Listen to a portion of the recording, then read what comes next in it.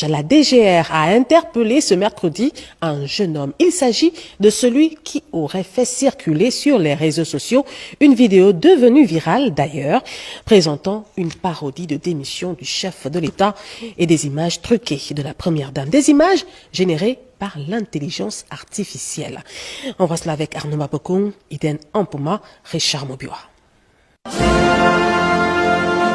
Gabonaises, Gabonais, mes chers compatriotes, c'est avec un cœur lourd que je vous annonce aujourd'hui ma démission des fonctions de président de la République. L'humour a ses limites, surtout lorsqu'il touche à l'institution présidentielle. Stéphane, père de famille de 35 ans, l'a appris à ses dépens après avoir massivement relayé une vidéo générée par intelligence artificielle jugée offensante à l'encontre du chef de l'État, Brice Clotaire Oligui Nguema. Alerté par la viralité de cette séquence de mauvais goût, la Direction générale des recherches est rapidement intervenue. L'auteur de la diffusion a été interpellé pour atteinte à l'honneur et à la dignité de la personne humaine, notamment à celle du président de la République. Une parodie d'une personne qui a publié sur Facebook que j'ai téléchargé dans la nuit du 5 novembre. Donc quand je l'ai téléchargé, quand même m'a fait rire parce que si vous suivez la vidéo, vous allez remarquer vous-même. Après, je l'ai republié sur ma page TikTok pour amuser la galerie. C'était juste ça. Je n'ai pas quelque chose derrière. Aujourd'hui, je me retrouve là. C'est une erreur.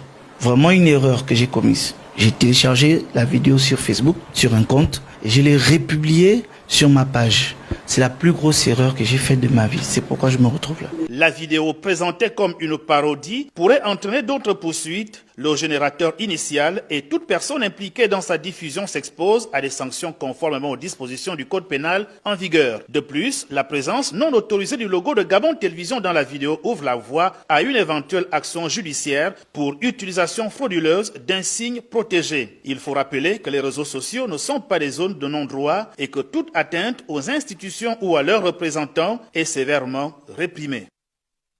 Et d'après les dernières informations qui nous parviennent sur cette actualité, le prévenu a été présenté au procureur général ce soir et mis sous mandat de dépôt.